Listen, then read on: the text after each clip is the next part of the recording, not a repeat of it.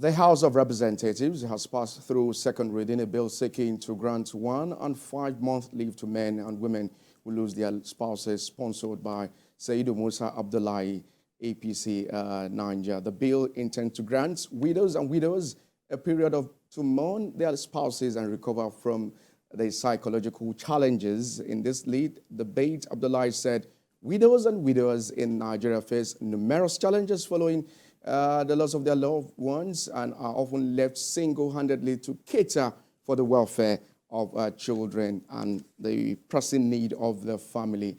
Join us to discuss this is the Executive Director, Spaces for Change, Victoria Owari. Many thanks for having you on the breakfast show this morning. We are talking about the plight of women, especially the widows and the nursing mothers. What do you make of this particular bill scaling through second reading at the House of Representatives? Thank you so much for inviting me. Good morning, listeners and viewers. The first thing to note is it represents an effort by the sponsor of the bill to contribute to the well-being of workers in Nigeria, whether male or female.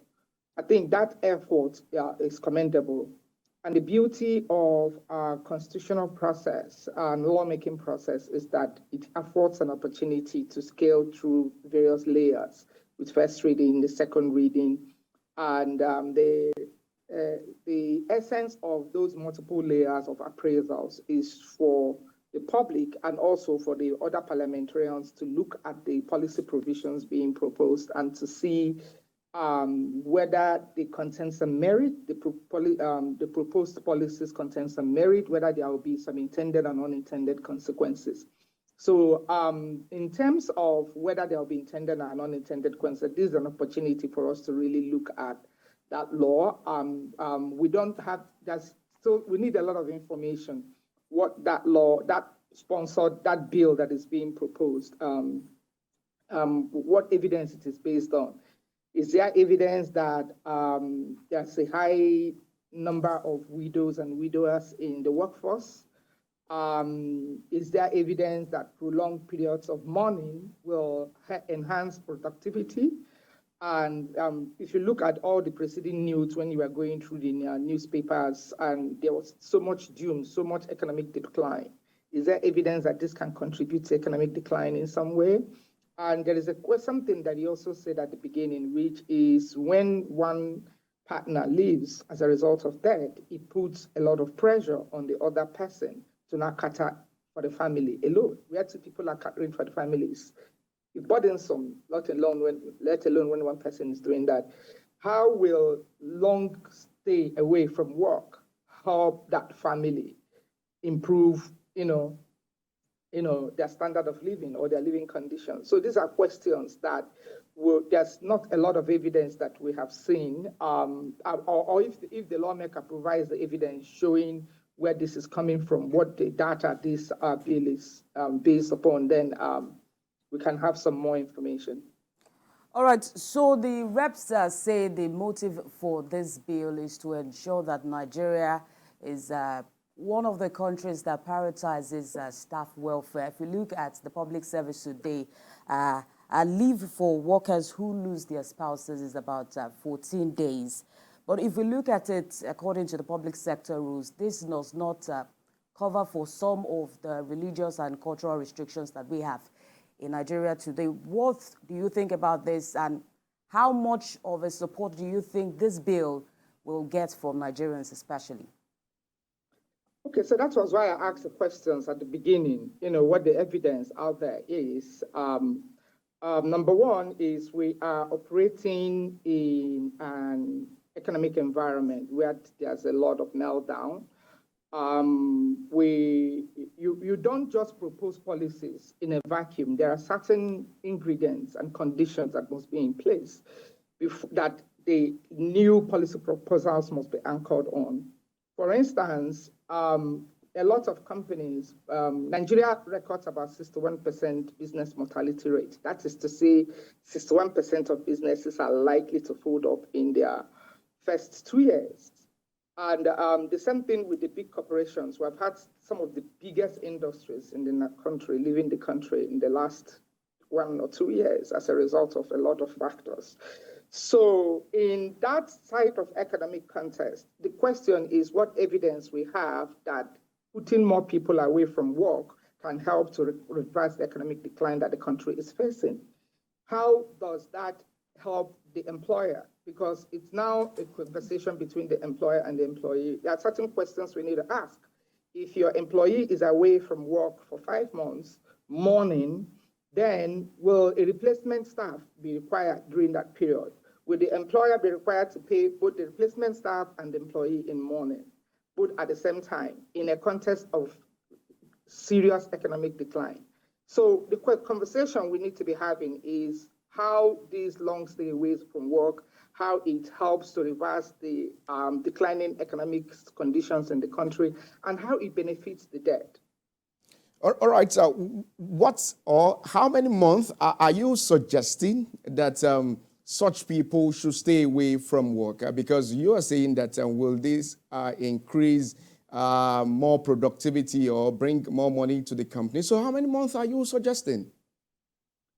I actually think that companies are not the same, and so many factors, capital, bottom lines, employee workforce size, and all of that. If it is a one-man business, let's say you are a self-employed company and you shut down your company to mourn for 5 months, the question is, will your business still be there when you come back in 5 months? So these are the issues you have to factor in.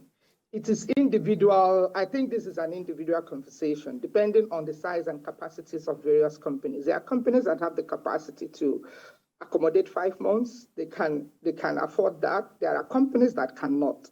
So if you use a blanket approach, there are people that will be affected negatively, impacted. There will be adverse impacts on certain sectors, and there will also be some sectors that are able to absorb this cost. So it's not a one-size-fits-all response. All right, so we could agree to an extent that this is a commendable move by the reps to see this through, but let's talk about some of the intricacies of this, talking about the civil service. Does Nigeria really have the data to, ensure the compliance of this? Till now, we still have the issue of ghost workers in the civil service, and the government is only trying its best to eradicate this.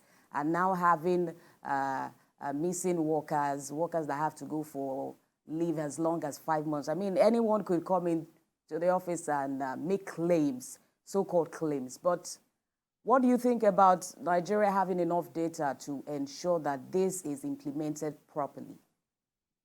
I started from the beginning with a question of data. That it will be interesting to see what evidence this law is based on. Because we need to, first of all, establish that there is a high frequency of spousal mortality in the public and private sectors. I don't know, I checked last night. I didn't see that evidence anywhere. Maybe somewhere in the classified files of the civil service. Number two, the question of verification, which you just raised. Number three is after the fuel subsidy removal, some states actually announced that they'll be working 3 days a week. And if you have a large pool of your workforce working 3 days a week, that translates to just 12 days in a month. There are serious productivity questions that have been raised. And the civil service is not necessarily a place that we know for high productivity rates. So I think it's something we need to rethink, and that is why I'm commending the beauty of our legislative process, because I believe that the sponsor of this bill put this forward with good intentions, but there will be lots and lots of consequences, both intended and unintended. And that is why we are having this conversation at this time, that if it is in the end, it is found that the unintended consequences will outweigh the benefits of the bill, then that outcome will influence what should happen next. When we're advocating for the widows, we also have the widow as their 1 month for the widowers. Yeah, the question is, what's will you your allow reaction? your spouse to stay at home for 5 months? Should you, a breadwinner, be away from 5 months, mourning the death of his father or his mother? I'm talking. How many wives will cope with that? I'm talking concerning the widowers because they are also proposing 1 month for them. So it depends. If where you work can absorb the cost, can bear it. But I stumbled on something yesterday, which was the longer people stay away from work, the less likely they are going to be promoted, the less likely they are going to be considered for favorable benefits and all of that. So even companies all over the world, during the COVID, a lot of people transited to the work from home. But if you notice in the last 1 year, many companies have reflected and seen the evidence and realized that it's not working. And they are now pulling people back into the offices. So Nigeria is not operating on an island. We are operating in a global economy. And there are so many things that come into play. It's not just enough. The policy alone is not just what is at issue. It is about so many other factors, about the state of the business, about the state of the capital, the economic power of the business or wherever the person is working. If you're working in a one-man business, you're just the only sales boy in that company, and you are bereaved, and you now go to your boss and say, boss, I am bereaved, I need to be away for 1 month or 5 months. If you come back and your job is still there, good luck. Very interesting there. Okay, allow me there. Well, some of the rights that are involved in the mourning process is usually overwhelming for the widows especially. But if the reps could propose a 1 month mourning process for the men, it's also fine. But let's talk about those who have lost their partners before now. They're still working on this bill. But what about those that have lost their partners before now? I think about a few days ago, we saw some women receiving some benefits, especially widows of fallen heroes. Yes. So if there are plans for women, talking about that, how much of effort do you think the government is putting into ensuring the welfare of widows? We are talking about a 5 months paid leave. But what about those that have gone through that process but are finding it difficult to survive? So this is actually how we can improve the bill, because that is why it's going, after the committee stage, I think it goes to the public hearing stage.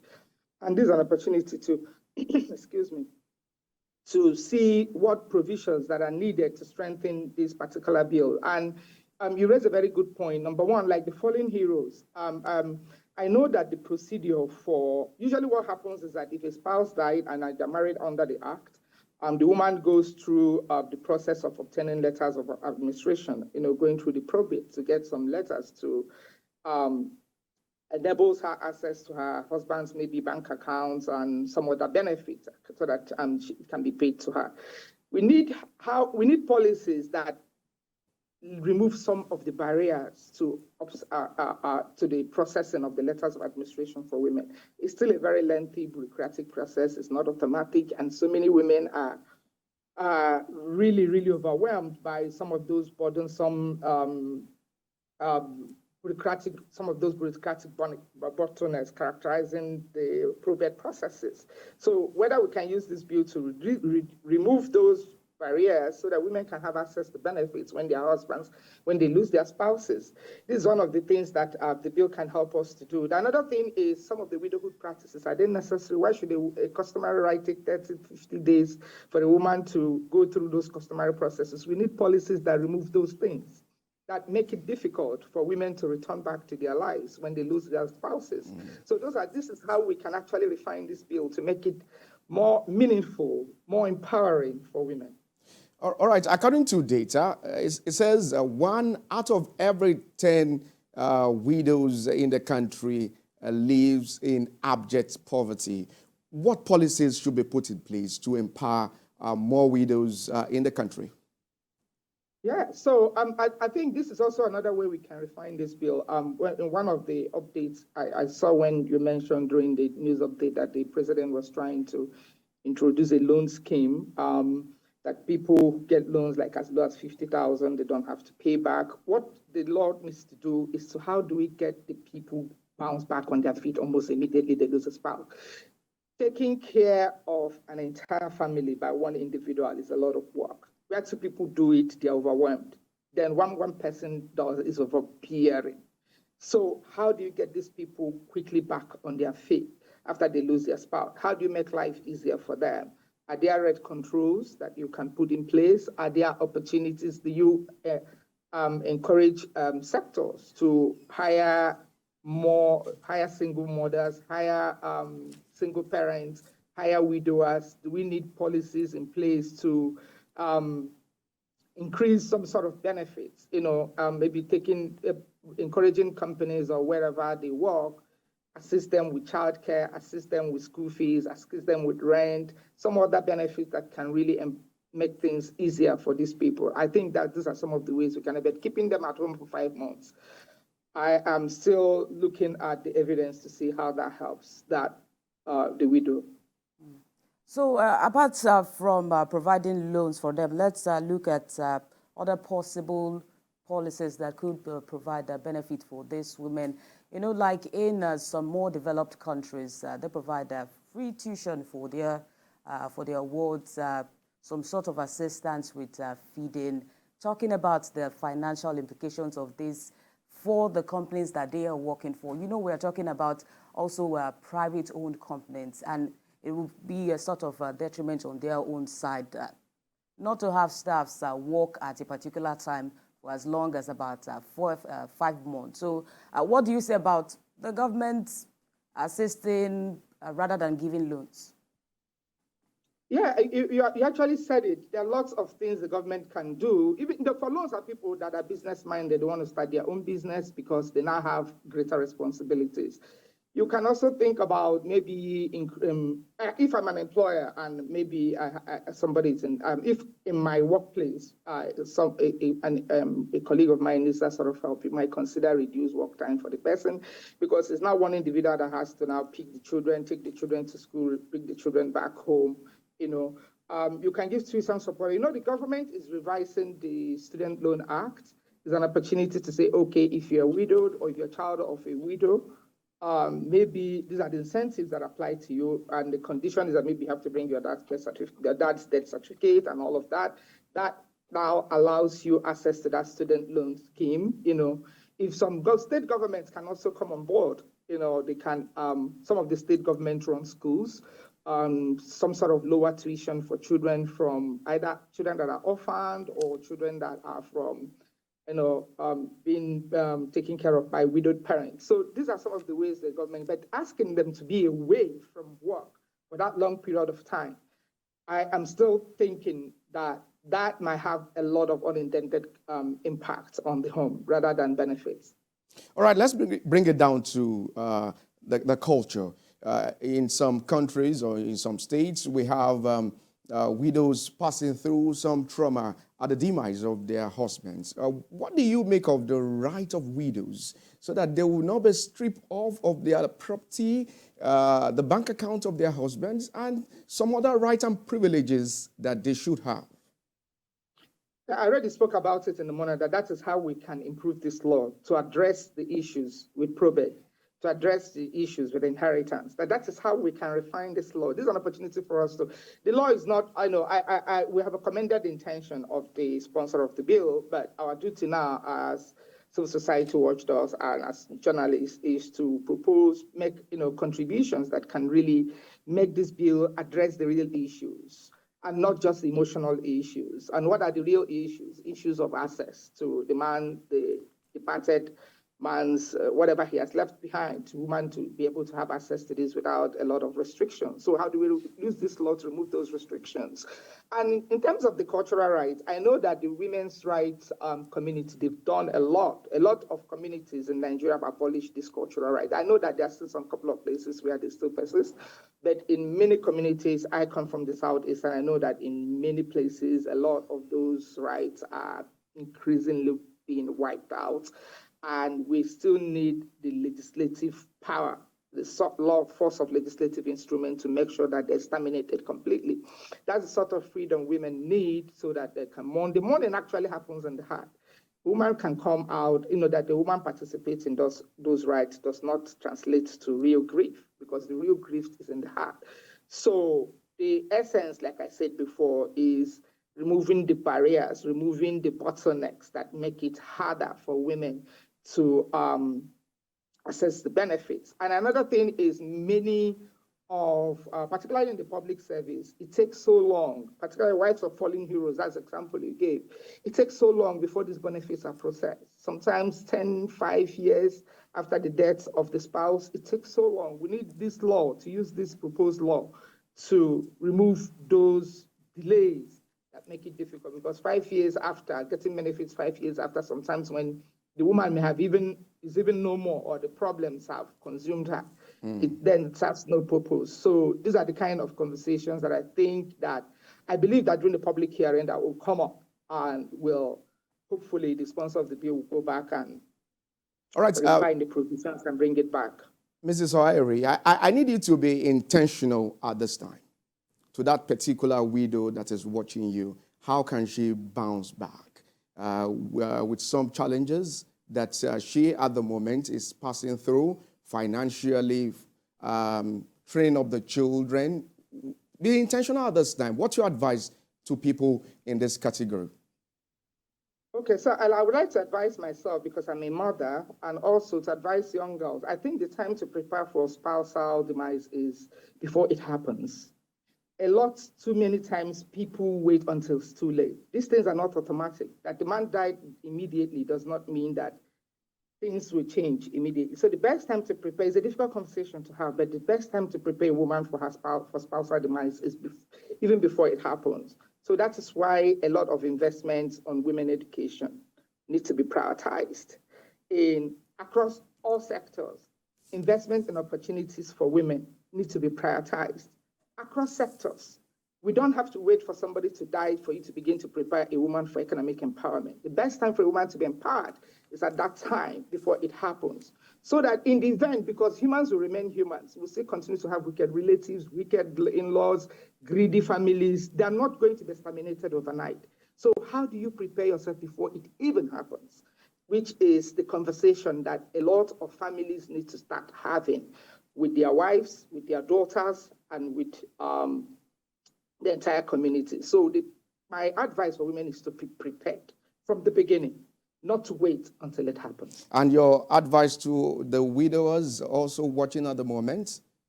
Of course, the widowers. I wish widowers have, I think they should be more mindful of the environment. See what happened to the children of those who left without making arrangements for their families. If you love the conditions of those children, if you don't love it, then it's an invitation for you to begin to prepare for your family. In the event that anything happens, breadwinners are constantly traveling, there can be an accident, there can be something that happens and the man is no more. So the time to prepare also to make arrangements for your family, to make sure that they have access to everything is at the time when the man is still living. And unfortunately, many people don't like to have this conversation. When you raise it, people say, God forbid, it's not my portion. But these are inevitables of life. All right, we must say many thanks for joining us on the program. That's the best way to leave it. At this time, we were speaking with the Executive Director, Spaces for Change, Victoria O'Hare. Many thanks for joining us on the program this morning. Thank you for having me. Right.